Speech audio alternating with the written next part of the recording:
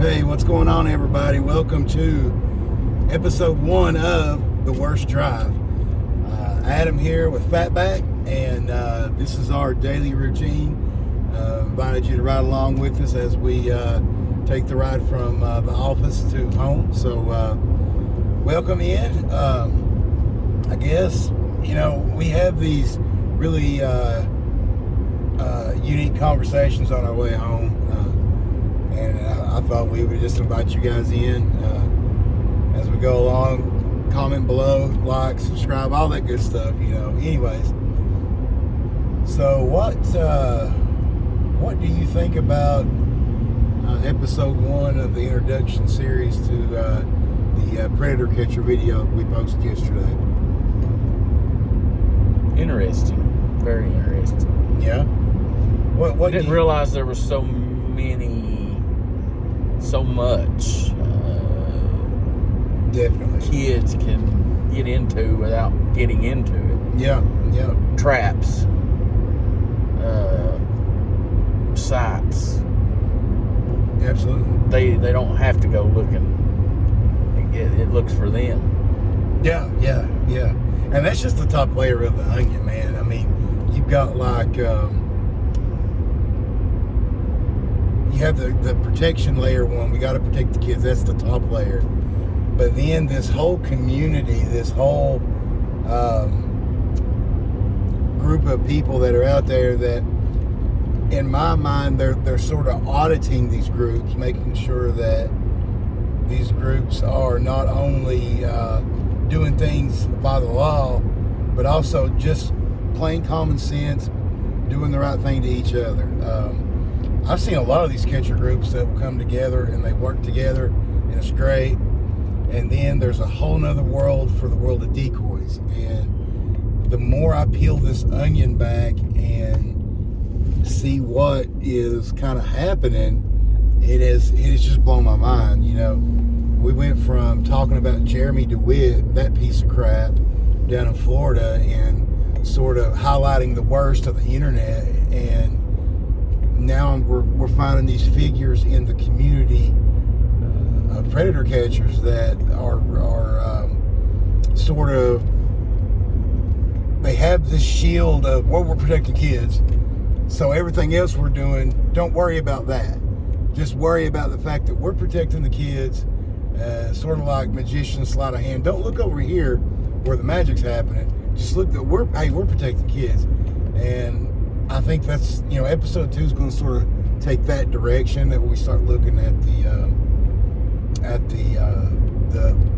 polarizing figures behind these. But the Fatback, man,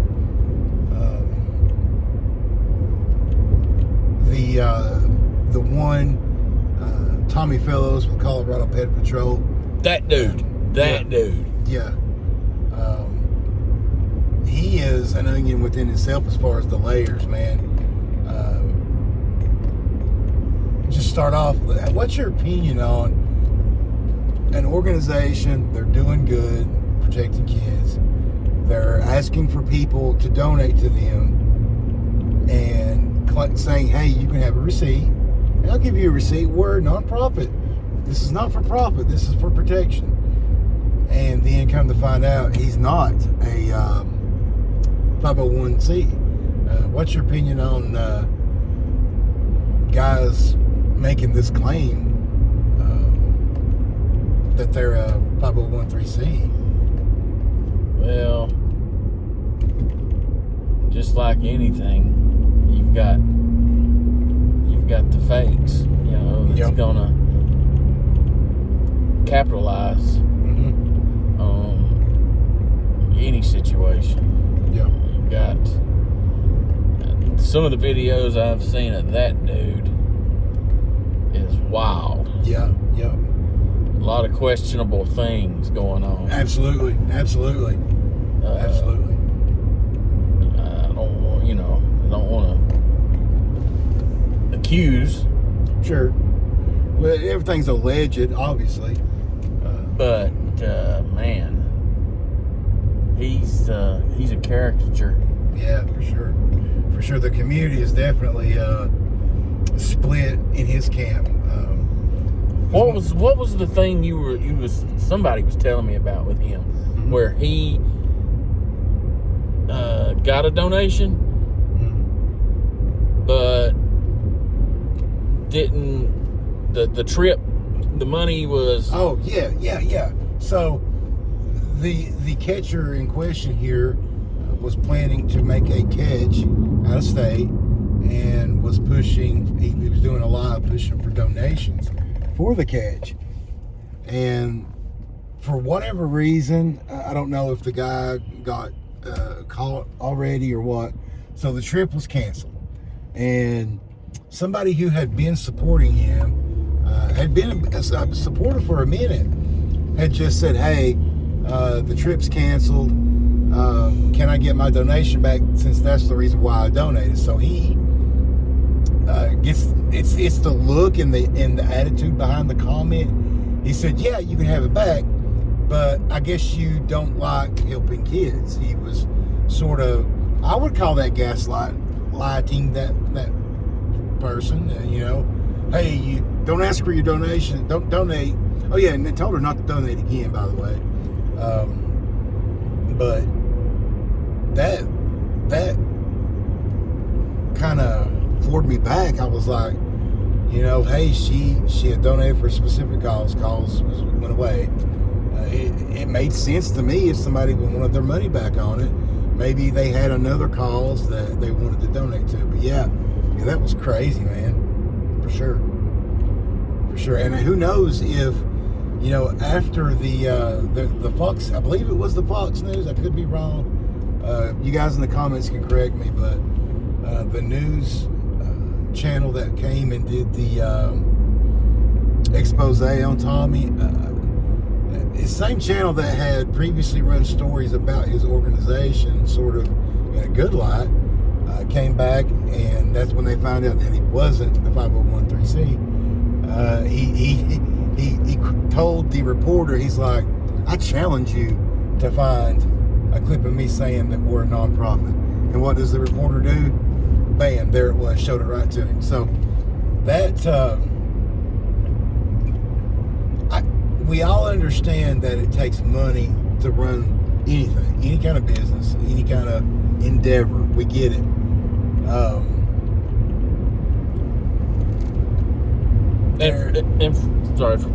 For people that don't know, a 501c is what? Nonprofit. Yeah. It means your agency, your group, your club is a nonprofit. The only money you're making is to go toward what you're doing and the supplies for that. You know, and even that isn't a gray area when you get into taxes with, say, hey, I bought a pack of cigarettes on the trip, I'm going to use this donation money. Now, again, I can't say that he's ever done that. I don't know. I know there's a lot of people out there that say they have the proof, that they can prove a lot of things, but at this time, I have not seen it.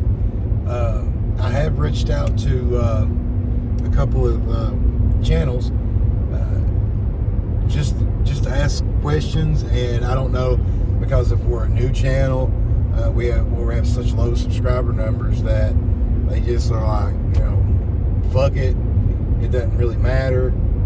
So that's okay, you know. And then I've run across some really helpful people. They don't want me to mention them, and that's cool, and I get it, until they get to know me a little better and what we're about. But yeah, it's it kind of makes you feel a little suspicious about that when you're being told flat out that, hey, this is nonprofit, you're donating to this cause, and then you find out it's all for nothing. I've seen videos of Tommy saying that he sent paperwork in. Now this was before he was exposed and got a certificate and all this, but you know, the Rob Lowe, the reporter, you know, found that it just did not exist. So I don't know. This series is evolving. I want to show some good catches. So that's another reason well, I definitely wanted to get an episode shot today. If there's any teams out there that are willing to talk, please reach out to us. I've been going through YouTube and I've been sending out messages and comments, trying to find email addresses, and the emails I've sent just have not been responded. And I get it. We're a small channel, but we're trying to do some good here. We're trying to help sift out some of this rotten that's going on under the guise of, yes, just because you're doing a good thing, does that mean that gives you permission or an okay to act shady about other things? I'm not necessarily saying breaking the law, but it's just, is it okay? Am I looking at it wrong? That, yeah, we're doing good, but then let's talk about when he met with Weld County. I don't know if it was a detective or a chief, but I've listened to that interview, I don't know, 5 or 6 times, and the cops there, the law enforcement in his county had laid out, Tommy, this is how we want this to work together. But also in that meeting, they used some really selective words. He reviewed some things with Tommy that, man, I'm talking way too much in this, dude. No. I'm just running my mouth, but so they told Tommy, hey, when you did these catches, this and this and this happened, okay? Just know that I'm trying to educate you so you don't get hemmed up, because you could possibly be charged for some things. And there was a time when they parked behind a, well, I don't know if it was Tommy himself or an individual NCPP parked behind the alleged predator, so he couldn't leave. They have chased and run down and harassed people. Now, this ain't giving a green light to the predators at all. That is one of the most heinous acts that any person can commit. We're not in support of those people. We want to see justice done. But is having a catch or a sting done by a civilian group who might say or do something that could compromise not the arrest, the conviction.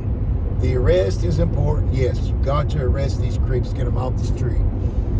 But when an attorney or a public defender gets a hold of the videos, when you give them the videos, because also in the county meeting, in the Weld County meeting, Tommy and his representatives had, they mentioned several times that they have asked for videos.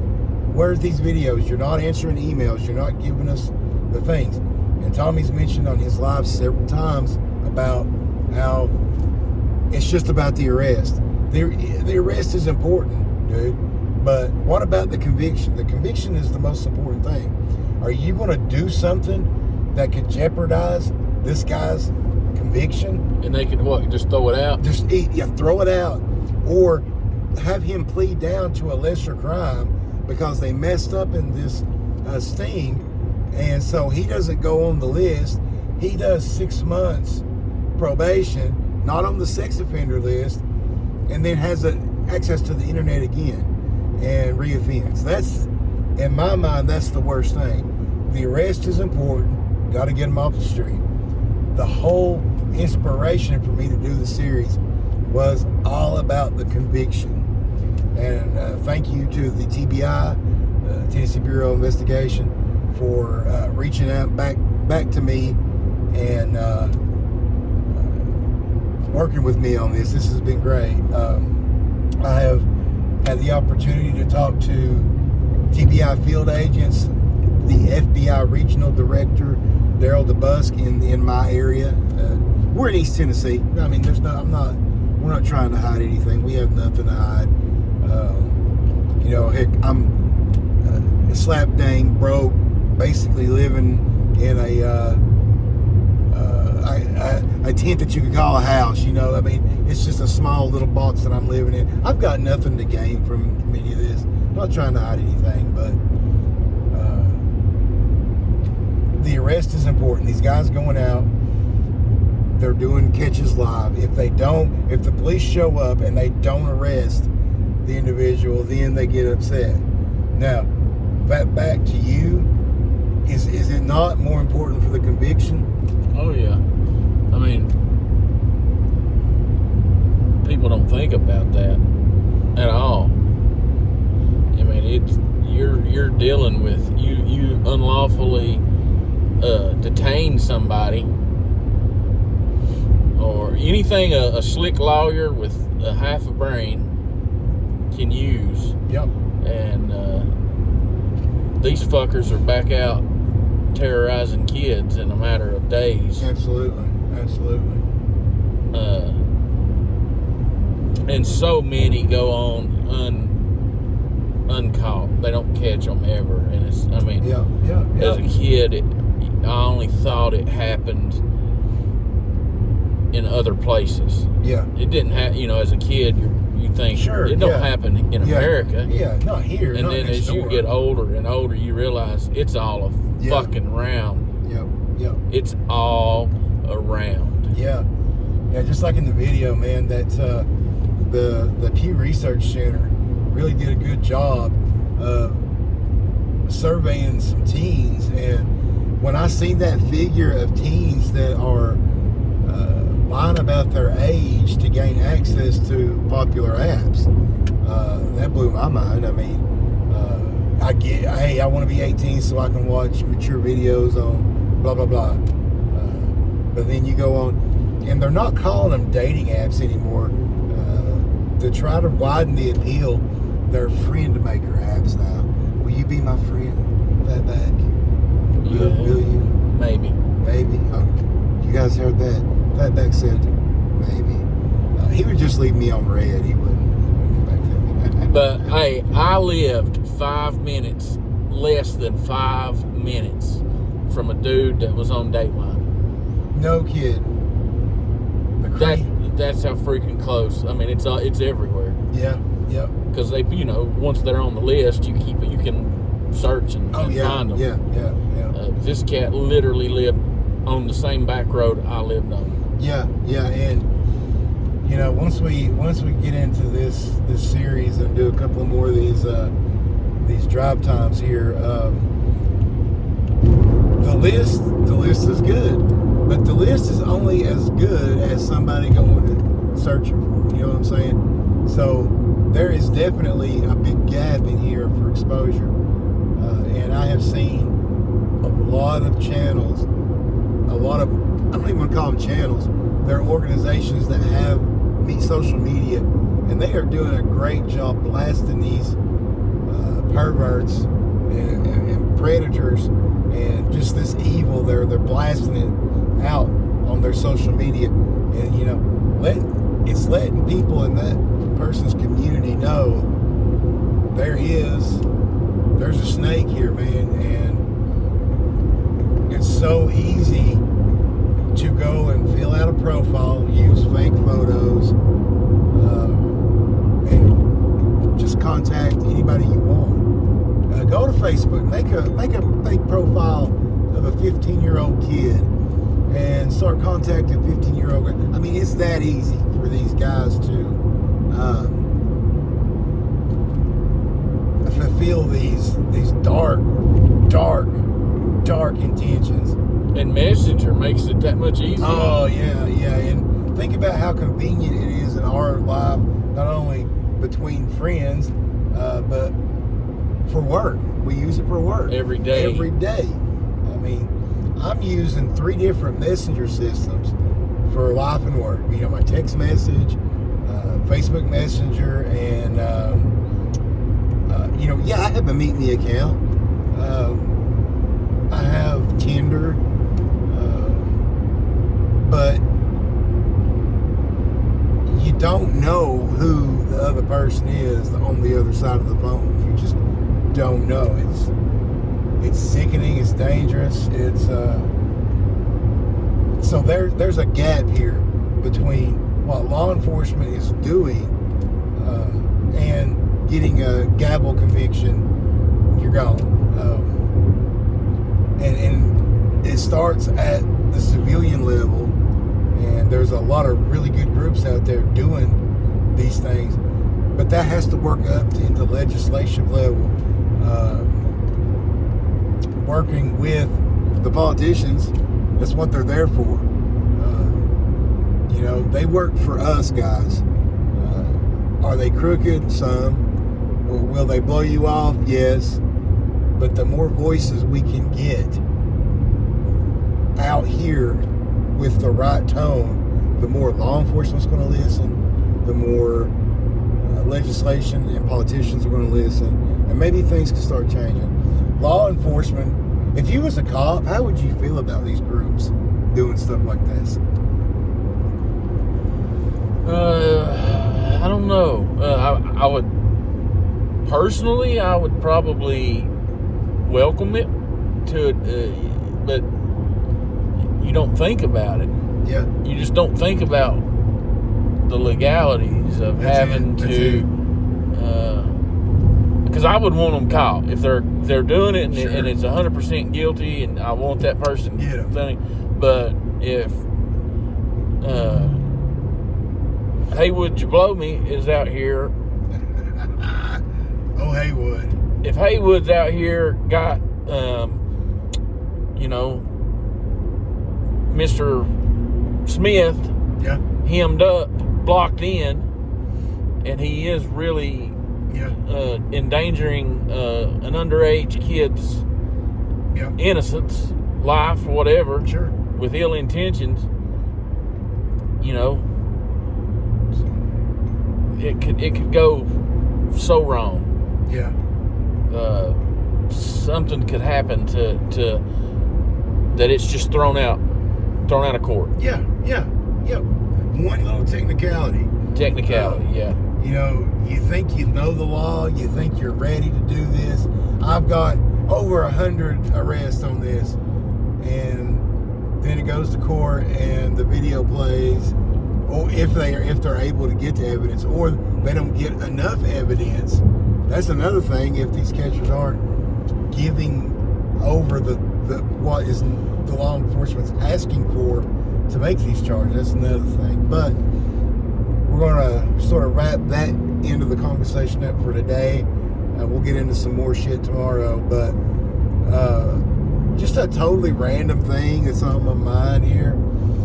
Having Fatback here. Fatback is a legendary metal musician, historian, and my man here has turned me on to so many great bands, and I'm coming from grunge type music, and this guy has opened up a whole new world for me. We've known each other 20 plus years. So anyways, what do you think about this whole Pantera reunion with Zakk Wylde, and then the low ticket numbers that have shot out of that? It's, you gotta call it what it is. I never saw Pantera. Yeah. I saw Superjoint. How was that show? It was great. Funny story there. I saw Damage Plan. I was fortunate enough to see Damage Plan about a month before Dime got killed. A week after Damage Plan, Superjoint came to the same venue, and when Phil got on stage, he said, "I heard this little pussy band played here last week named Damage Plan," and the whole crowd starts booing and saying, like, "Fuck Damage Plan." Yeah. When I looked around, it was 75% of the same faces that was at the Damage Plan show. Yeah, there you go. I was like, you fucking idiots. There you go. Yeah.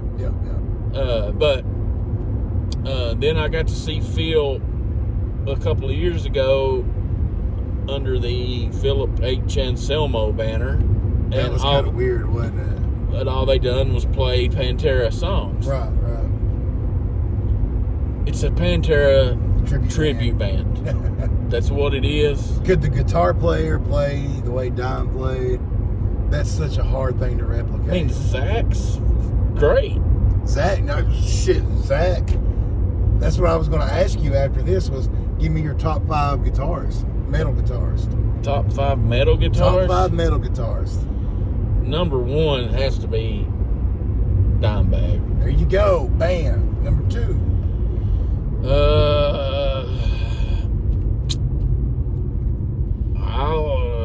I like, well, this is sort of a 2 for 1. You always see them together. Yeah.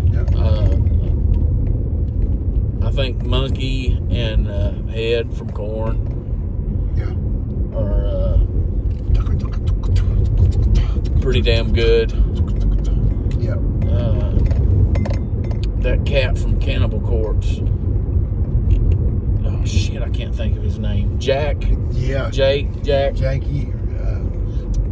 Yeah. I can't think of his last name. Yeah. He's not with them anymore. So that's number 4, right? That's number 3. Number 3. Monkey and Head, number 2. Number 2.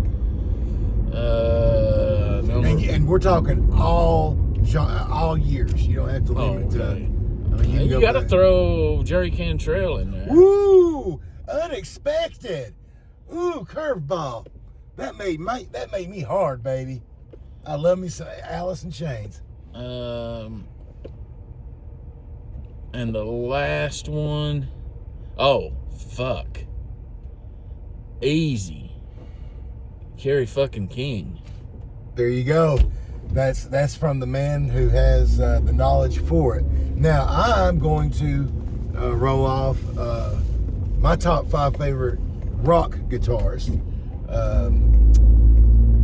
Number 5, and I'm going to get so much crap and beef for this. I'm going to go with Kurt Cobain. Just listen. Stop yelling at me. Stop yelling. Calm down. Let me explain. I say that because of his the way he could write a song, the way he was so easily could change from that verse, chorus, verse over to some pretty cool stuff. Anyways, that's my number 5. I'm gonna have to hurry up. We're around the corner here.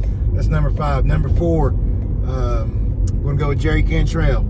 I gotta do that. That's my boy from Alice in Chains. Got some Jerry Cantrell. Okay, my number 3 on the rock guitarist Ram. God, I can't say Stevie Ray Vaughan because he's blues. You know, Jimi Hendrix. I'm gonna throw Hendrix in at 3. My number 1 is Eddie Van Halen. Innovative. Had a messy house, really messy house. Got some cool, interesting stories about the Valerie Bert and Ernie years from that. But anyways, the trip's over, guys. Home now, so we appreciate you watching. If you stayed the whole way, comment below. Let's continue this. We're gonna try to do this often. If you want to take a ride with us, just fucking jump on in and let's go. Anyways, comment, like, subscribe, please tell your friends, tell everybody to come on in. This is an open place. Everybody can come in and hang out. Anyways, thanks for watching.